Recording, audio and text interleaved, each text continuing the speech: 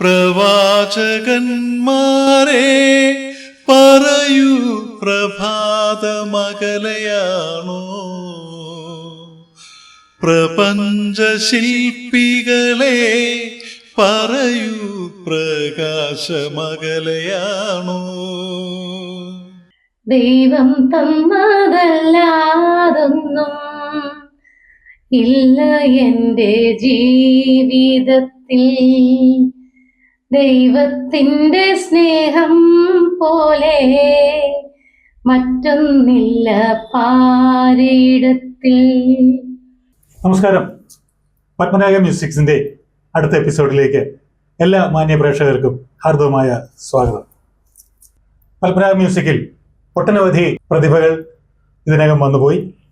അവരുടെയൊക്കെ വീഡിയോകൾക്ക് നിങ്ങൾ നൽകിയ സപ്പോർട്ടും സ്നേഹവും വളരെ വലുതാണ്.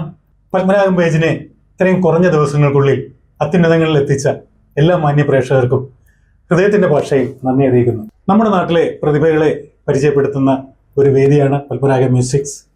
പത്മനാഭത്തിൽ ഇന്ന് നമ്മളോടൊപ്പം അതിഥിയായി ഇവിടെ എത്തിയിട്ടുള്ളത് നല്ലൊരു ഗായകനും പോലീസ് ഓഫീസറുമായിരുന്ന ശ്രീ ഷാജി ദേവസ്യയാണ്. അദ്ദേഹത്തിൻ്റെ ഗാനങ്ങളും മറ്റു വിശേഷങ്ങളും നമുക്ക് അറിയാം. ശ്രീ ഷാജി ദേവസ്യയ്ക്ക് പത്മനാഭം പേജിലേക്ക് ഹാർദവമായ സ്വാഗതം. കഴിഞ്ഞ 32 വർഷക്കാലമായി ശ്രീ ഷാജി കേരള പോലീസിൽ സേവനമനുഷ്ഠിച്ചു. കഴിഞ്ഞ വർഷം അദ്ദേഹം വിരമിച്ചു. സർവീസ് ജീവിതത്തിനിടയിലും അദ്ദേഹം സംഗീതത്തെ കൈവിട്ടില്ല. ഒട്ടനവധി വേദികളിൽ അദ്ദേഹത്തിന് ഗാനങ്ങൾ ആലപിക്കാൻ അവസരമുണ്ടായി. കൂടാതെ കേരള പോലീസിൻ്റെ നിരവധി പരിപാടികളിൽ അദ്ദേഹം പങ്കെടുത്തതായിട്ട് ഞാൻ കണ്ടിട്ടുണ്ട്.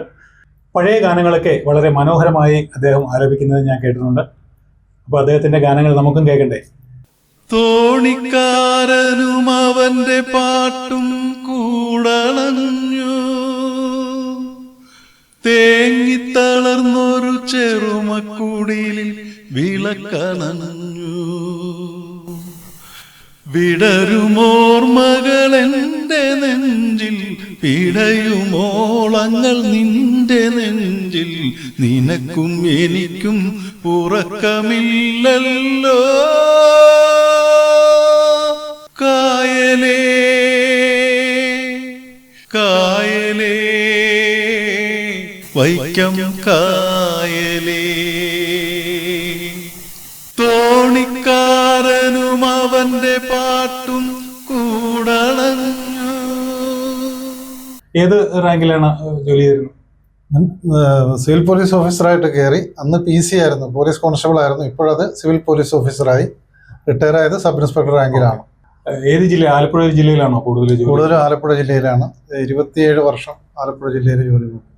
പ്രിയ പ്രേക്ഷകർക്ക് അറിയാൻ ആഗ്രഹിക്കുന്ന ഒരുപാട് അനുഭവങ്ങൾ അദ്ദേഹത്തിന് പോലീസ് ജീവിതത്തിൽ ഉണ്ടായിരിക്കും അല്ലേ? ഒരു നല്ല ഗായകന് ഒരു നല്ല പോലീസുകാരനാകാൻ പറ്റും അല്ലേ? ഗാനങ്ങൾ ആലപിക്കാനുള്ള കഴിവ് അദ്ദേഹത്തിൻ്റെ പോലീസ് ജീവിതത്തിൽ അദ്ദേഹത്തിന് ഒരുപാട് ഹെൽപ്പ് ചെയ്തതാണോ അല്ലേ?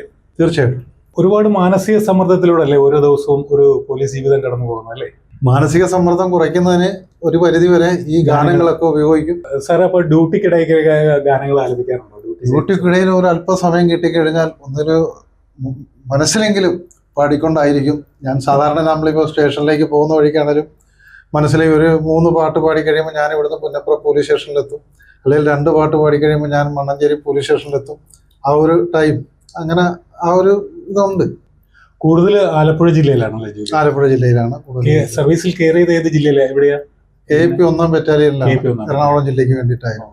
അവിടുന്ന് 98-ൽ 5 വർഷം തികഞ്ഞപ്പോൾ നേരെ ആലപ്പുഴയിലേക്ക്, സ്വന്തം ജില്ലയിലേക്ക് ട്രാൻസ്ഫറായി വന്നു. 32 വർഷത്തെ പോലീസ് ജീവിതം താങ്കളെ ഒരുപാട് അനുഭവങ്ങളിലൂടെ കൊണ്ടുപോയി കാണും. തീർച്ചയായിട്ടും. നമ്മുടെ നല്ല പ്രായമൊക്കെ പോലീസിന് വേണ്ടി ചെലവഴിച്ചു. അതിലൂടെ ഒത്തിരി നല്ല നല്ല അനുഭവങ്ങളുണ്ട്, തിക്താനുഭവങ്ങളും ധാരാളമുണ്ട്. എങ്കിലും ഇതിനിടയ്ക്ക് വിവാഹവും കുട്ടികളും എല്ലാമായി വളരെ നല്ല രീതിയിൽ പോലീസിൽ കയറുമ്പോൾ ഒറ്റത്തടിയായിരുന്നു. ഇപ്പോൾ നല്ലൊരു കുടുംബമായിട്ട് നല്ല രീതിയിൽ മുന്നോട്ട് വിശ്രമ ജീവിതം നയിച്ചു പോകുന്നു.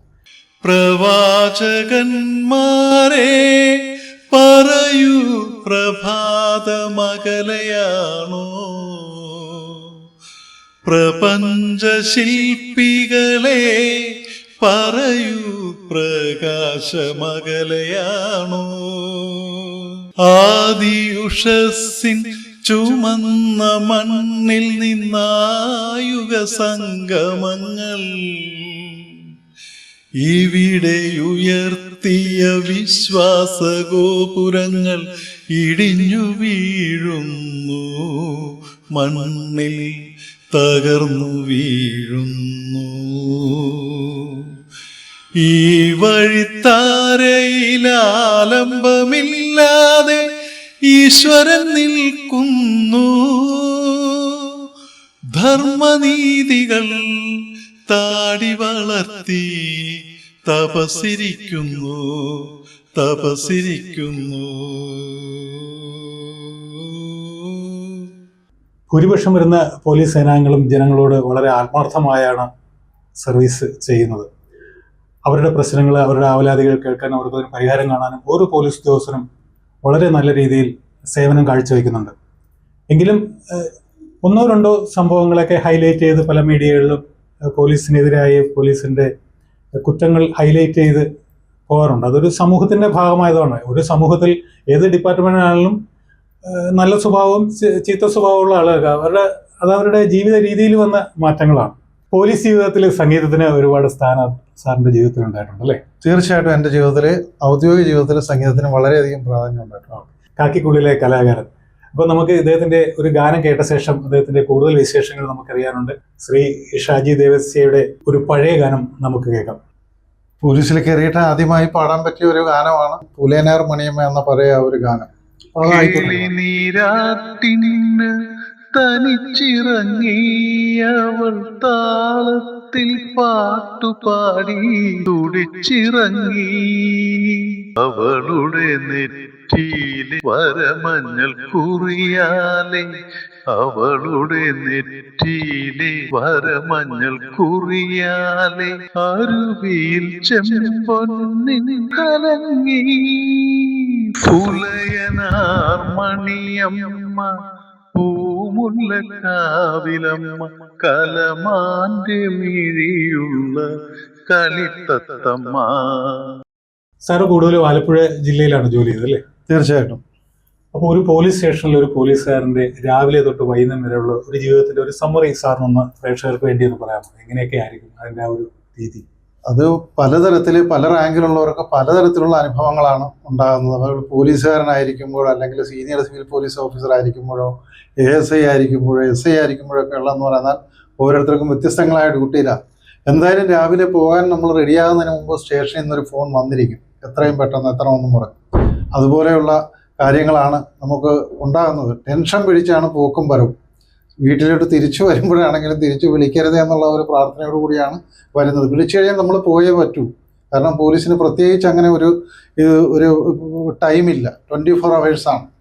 അപ്പോൾ ഏത് സംഭവം എന്തുണ്ടായെന്ന് പറഞ്ഞാലും ശരി, നമ്മളവിടെ ചെല്ലണം. നമുക്കേ ചെല്ലാൻ പറ്റുള്ളൂ. കാക്കിയിട്ടുള്ളവർക്ക് മാത്രമേ, കാക്കിയിട്ട പോലീസ് ഉദ്യോഗസ്ഥർക്ക് മാത്രമേ അത് ചെയ്യാൻ പറ്റുള്ളൂ.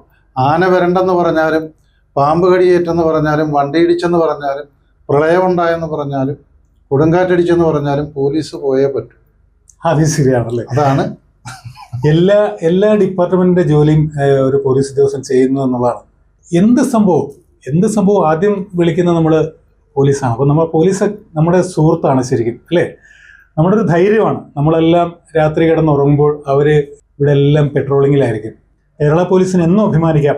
തൂഫാൻ എന്നുള്ള ഒരു പദ്ധതി, ഒരുപാട് കേസുകൾ ഡിറ്റക്ഷൻ കഴിഞ്ഞ് ഒട്ടനവധി പ്രതികളെ നമുക്ക് കണ്ടെത്താനൊക്കെ പറ്റി. ഒരുപാട് മയക്കുമരുന്നുകൾ നമുക്ക് കണ്ടുകെട്ടി ഇനി അവരെയൊക്കെ കോടതിയിൽ കൊടുക്കുക. അങ്ങനെ കുറേ പ്രോസസ്സുണ്ട്. പോലീസിൽ ജോലി ചെയ്യുന്ന അവസരത്തിൽ സാർ ഒരുപാട് പ്രതികളെയൊക്കെ പിടിച്ചിട്ടുണ്ടല്ലോ അല്ലേ? തീർച്ചയായിട്ടും അല്ലേ? ഒരുപാട് അന്വേഷണങ്ങൾ സാർ നടത്തിയിട്ടുണ്ട്. അപ്പോൾ ഈ സംഗീതം കൊണ്ട് സാറിൻ്റെ ഈ അന്വേഷണത്തിലോ അല്ലെ പ്രതികളെ പിടിച്ചോ അവരുടെയൊക്കെ മനസ്സ് മാറ്റാനോ അവരുടെ ആ ഒരു ക്രിമിനൽ മൈൻഡ് മാറ്റാനൊക്കെ സാറിന് സാധിച്ചിട്ടുണ്ടോ? മ്യൂസിക് തെറാപ്പിയിലൂടെ ഒന്നും സാധിച്ചിട്ടില്ല. പക്ഷേ എന്നാലും ഒരു പ്രതി നമ്മൾ കൊണ്ടുവരുമ്പോഴത്തേക്ക് അവനെ ഉപദ്രവിച്ച് അല്ലെങ്കിൽ അവനെ അടിക്കുകയോ ഇടിക്കുകയോ ചെയ്ത് അവൻ്റെ ആ ഒരു ശരീരത്തിന് കേടുപാട് സംഭവിക്കാതെ കൂടുതലും ഞാൻ നോക്കിയിട്ടുണ്ട്, ശ്രദ്ധിച്ചിട്ടുണ്ട്. എൻ്റെ ഭാഗത്തു നിന്ന് അങ്ങനെ ഒരു സംഭവം ജീവിതത്തിൽ, ഈ ഔദ്യോഗിക ജീവിതത്തിൽ ഉണ്ടായിട്ടില്ല. അപ്പോൾ അങ്ങനെ രസകരമായ ഒരുപാട് അനുഭവങ്ങളിലൂടെയാണ് സാറ് കടന്നുപോയത്. സാറിന് ഒരുപാട് പുരസ്കാരങ്ങളും കാര്യങ്ങളൊക്കെ പോലീസിൽ നിന്ന് ലഭിച്ചിട്ടുണ്ടോ? എന്താണ്? ഒരുപാടൊന്നുമില്ല. സർവീസിലിരിക്കുമ്പോഴത്തേക്ക് 14 ഗുഡ് സർവീസ് എൻട്രിയും 22 റിവാർഡുകളും എനിക്ക് കിട്ടിയിട്ടുണ്ട്. അതിൽ നമ്മുടെ KAP-ലായിരിക്കുമ്പോഴും മറ്റ് പോലീസിൻ്റെ പരിപാടിക്കൊക്കെ പോകുമ്പോഴാണെങ്കിലും അങ്ങനെയും കിട്ടും. കൂടാതെ കേസന്വേഷണമായിട്ട് ഞാൻ കൂടുതലും കേസന്വേഷണമായിട്ട് പോയിരിക്കുന്നത് ഔട്ട് ഓഫ് സ്റ്റേറ്റ് ആണ്. കൂടുതൽ ഞാനൊരു 2 വർഷം ഡൽഹിയിൽ ജോലി ചെയ്ത് എനിക്ക് അത്യാവശ്യം കുറച്ച് ഹിന്ദിയൊക്കെ അറിയാവുന്നതുകൊണ്ട് ഈ അന്യസംസ്ഥാനക്കാരൊക്കെ പ്രതികളായിട്ട് വരുന്നതല്ല അതുമായിട്ട് ബന്ധപ്പെട്ടതെങ്കിൽ അന്വേഷണം ഉണ്ടെങ്കിൽ ഞാൻ അങ്ങനെ പോകാറുണ്ട്. ഇപ്പോൾ പിന്നെ മിക്ക സ്റ്റേഷനുകളിലും ഹോം ഗാർഡിൻ്റെ സേവനം ഉള്ളതുകൊണ്ട് അവർ ഹിന്ദി നല്ലപോലെ കൈകാര്യം ചെയ്യുന്നുണ്ട്. അവർക്ക് അങ്ങനെ പോലീസിൽ ഇപ്പോൾ അങ്ങനെ ഒരു ഗുണം കിട്ടിയിട്ടുണ്ട്. അപ്പോൾ അതിൻ്റെ അടിസ്ഥാനത്തിൽ ഒക്കെ എനിക്ക് അന്വേഷണ മികവിനൊക്കെ ആയിട്ട് എനിക്ക് റിവാർഡും കിട്ടി. ഇതിൻ്റെ എല്ലാ അടിസ്ഥാനത്തിൽ 2022 ബഹുമാനപ്പെട്ട മുഖ്യമന്ത്രിയുടെ പോലീസ് മെഡലും ലഭിച്ചിട്ടുണ്ട്. വളരെ സന്തോഷമുള്ളൊരു കാര്യമാണ് നിങ്ങളുമായിട്ട് ഷെയർ ചെയ്യാൻ. അതേതായാലും നല്ലൊരു സന്തോഷ വാർത്ത അല്ലേ? മുഖ്യമന്ത്രിയുടെ പോലീസ് മെഡൽ ലഭിച്ച ഒരു അതുല്യ പ്രതിഭയാണ് നമ്മുടെ മുന്നിൽ ഇരിക്കുന്നത്. സാറേ, അതിന് ഞാൻ വലിയൊരു നമസ്കാരമുണ്ട്. കാരണം കേരള പോലീസിനോട് എന്നും ആദരവാണ്. കാരണം അവരുടെ മികവുറ്റ പ്രവർത്തനത്തിലാണ് നമ്മുടെ സമാധാനം നിലനിൽക്കുന്നതെന്ന് നമ്മുടെ എല്ലാ ജനതയ്ക്കും അറിയാം. ഇനിയും ഒട്ടനവധി വിശേഷങ്ങൾ സാറിൽ നിന്ന് അറിയാനുണ്ട്. വളരെ രസകരങ്ങളായ അനുഭവങ്ങളും ഉണ്ടാവും. ഇനി ഒരു ഗാനം കേട്ട ശേഷം നമുക്ക് വിശേഷങ്ങൾ അറിയാം. പല വേദികളിലും സാറ് പഴയ ഗാനങ്ങൾ ഒരുപാട് ആലപിച്ച് ഞാൻ കേട്ടിട്ടുണ്ട്. പാലരുവി കരയിൽ എന്നൊക്കെ ഉള്ളൊരു പാട്ടൊക്കെ ഞാൻ കേട്ടിട്ടുണ്ട്. പിന്നെ അല്ലി അമ്പൽ കടവിൽ അങ്ങനെയുള്ള ഒരുപാട് ഗാനങ്ങൾ സാറ് പാടി പല വേദികളിലും ഞാൻ കേട്ടിട്ടുണ്ട്. കൂടാതെ സാറിൻ്റെ റിട്ടയർമെൻറ്റ് ഫംഗ്ഷൻ ഞാൻ പോയിരുന്നു. അന്നും അദ്ദേഹം നല്ലൊരു ഗാനം ആലപിച്ചിരുന്നു. അപ്പോൾ നമുക്ക് ചന്ദ്രകളഭം എന്നുള്ളൊരു ഗാനം നമുക്ക് കേട്ടാലോ? ചന്ദ്രകളഭം ചാർത്തിയുറങ്ങും തീരം, ഇന്ദ്രധനുസിൻ തൂവൽ പൊഴിയും തീരം, ഈ മനോഹര തീരത്ത് തരുമോ ഇനിയൊരു ജന്മം കൂടി, എനിക്കിനിയൊരു ജന്മം കൂടി. നമുക്ക് സാറിൻ്റെ വ്യക്തി ജീവിതത്തിലേക്കൊന്ന് കടന്നു ചെല്ലാം. സാറിൻ്റെ കുടുംബത്തെക്കുറിച്ചൊന്ന് പറയാമോ? ഞാൻ വീട്ടിൽ ഭാര്യയും 2 ആൺമക്കളുമാണ്. ഭാര്യ ഇവിടെ ആലപ്പുഴ ഒരു സ്കൂളിൽ പ്രിൻസിപ്പളായിട്ട് ജോലി ചെയ്യുന്നു. മക്കൾ 2 പേരും, മൂത്തയാൾ ബാംഗ്ലൂരും ഇളയാൾ തിരുവനന്തപുരത്തും IT മേഖലയിൽ ജോലി ചെയ്യുന്നു. എൻ്റെ പേര് ജയമോൾ എന്നാണ്. ഞാൻ ആലപ്പുഴ സെൻറ് മേരീസ് സ്കൂളിൽ പ്രിൻസിപ്പളാണ്. പിന്നെ ഹസ്ബൻഡിന് പാട്ട് ഒരു പാഷനാണ്. ഞങ്ങൾ പരിചയം ഉണ്ടായിരുന്നു, ഏറ്റവും അടുത്ത അയൽവാസികളായിരുന്നു. പക്ഷേ അതൊന്നും മാരേജിനൊരു റീസൺ ആയിരുന്നില്ല കേട്ടോ. ഒരു 29 വർഷങ്ങൾ കഴിഞ്ഞു. ഹാപ്പിയാണ്. 2 മക്കളുണ്ട്. 2 പേരും അവർ പപ്പയെ പോലെ തന്നെ, ഷാജോനെ പോലെ തന്നെ 2 പേരും നന്നായിട്ട് പാടും. ഞാനും കുറച്ചൊക്കെ പാടുമെങ്കിലും ബേസിക്കലി അത്ര സംഗീതം പഠിച്ചൊരുന്നുമല്ല. പിന്നെ ഇഷ്ടം കൊണ്ട് ഞങ്ങളും പാടുന്നു. ദൈവം തന്നതല്ലാതൊന്നും ഇല്ല എൻ്റെ ജീവിതത്തിൽ, ദൈവത്തിൻ്റെ സ്നേഹം പോലെ മറ്റൊന്നില്ല പാരിടത്തിൽ. ഇന്നോളം ദൈവമെന്നെ കാത്തതോർത്തു പോകുകിൽ, എത്ര കാലം ജീവിച്ചെന്നാലും നന്ദിയേകിത്തീരുമോ. ശരിക്കും ഇപ്പൊ പാട്ട് പണ്ട് പാടിയതിനേക്കാളും ഒത്തിരി ബെറ്റർ ആണ്. ഇപ്പൊ നല്ല രസമാണ്. എനിക്ക് ഭയങ്കരമായിട്ട് ഞാൻ ആസ്വദിക്കുന്നുണ്ട് ഷാജോൻ പാടുമ്പോൾ. എനിക്ക് ഭയങ്കര ഇഷ്ടമാണ് അത് കേൾക്കാനായിട്ട്. സാർ പള്ളികളിലേക്ക് ഒരുപാട് പ്രോഗ്രാം ചെയ്തിട്ടുണ്ടല്ലേ, കൊയറിലേക്ക്? പള്ളികളിൽ എന്ന് പറയുന്നത് ഞാൻ പറഞ്ഞില്ല, എൻ്റെ ഇടവപ്പള്ളി എൻ്റെ 9ാമത്തെ വയസ്സ് മുതൽ എനിക്ക് കൊയറിൽ പാടാനുള്ള അവസരം കിട്ടിയായിരുന്നു. അതുകൊണ്ടാണ് ഇതിലേക്ക് കൂടുതൽ അടുക്കാനും ഇൻസ്ട്രുമെൻറ്റുകളൊക്കെ അതോടൊപ്പം ഇൻസ്ട്രുമെൻസിനോടൊപ്പം പാടാനും ഒക്കെ സാധിച്ചത്. ഈ അടുത്ത കാലം വരെ ഈ പള്ളികളിലൊക്കെ ഇങ്ങനെ കൊയറിൽ ഇപ്പോഴും സഹകരിച്ചു പോകുന്നു. ധാരാളം ക്രിസ്തീയ ഭക്തിഗാനങ്ങളും അതോടൊപ്പം തന്നെ അമ്പലങ്ങളിലെ ഭക്തിഗാനമേളയ്ക്കും ചെറുപ്പം മുതലേ പോകാറുണ്ടായിരുന്നു. പോലീസിലെ തന്നെ ഒരു ഉയർന്ന ഓഫീസർ അല്ലേ തച്ചങ്കരി സാറ് കമ്പോസ് ചെയ്തൊരു ഗാനമുണ്ടല്ലോ, രക്ഷക. ആ ഗാനം ഞാൻ പള്ളിയിൽ പാടിയിട്ടുള്ളതാണ്. പള്ളി പാടിയിട്ടുള്ള നല്ലൊരു ഭക്തിഗാനമാണ് അല്ലേ, രക്ഷക എന്നുള്ളൊരു ഗാനം. അതിന്റെ 2 വരി ആലോചിക്കും. തീർച്ചയായിട്ടും. രക്ഷക എൻ്റെ പാപഭാരമെല്ലാം നീക്കണേ, യേശുവേ എന്നും നീതിമാന്റെ മാർഗം നൽകണേ, ഇടയ വഴിയിൽ നീ അഭയമരുളൂ രക്ഷക എൻ്റെ പാപഭാരമെല്ലാം നീക്കണേ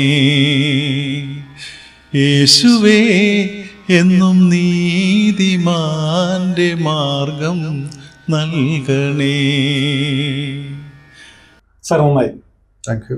കോളേജിലൊക്കെ സാർ ഒരുപാട് പ്രോഗ്രാംസ് ഒക്കെ ചെയ്തിട്ടുണ്ടോ? പ്രീ ഡിഗ്രിക്ക് ചേർത്തല എസ് എം കോളേജിൽ പഠിക്കുന്ന സമയത്തൊക്കെ കൂട്ടുകാർ തള്ളിക്കയറ്റി വിട്ടാണ് നമ്മൾ ഈ വരുന്നത്. ഞാൻ സത്യം പറഞ്ഞൊരു ഗാനമേള പ്രോഗ്രാമായിട്ട് ആദ്യമായിട്ട് ചേർത്തല എസ് എം കോളേജിലായിരുന്നു. ഡിഗ്രിക്ക് ആലപ്പുഴ എസ് ഡി കോളേജിൽ പഠിച്ചുകൊണ്ടിരുന്ന സമയത്ത് ഒരു വർഷം യൂണിവേഴ്സിറ്റി യൂണിയൻ കലോത്സവത്തിൽ ലളിതഗാനത്തിൽ പങ്കെടുത്തു.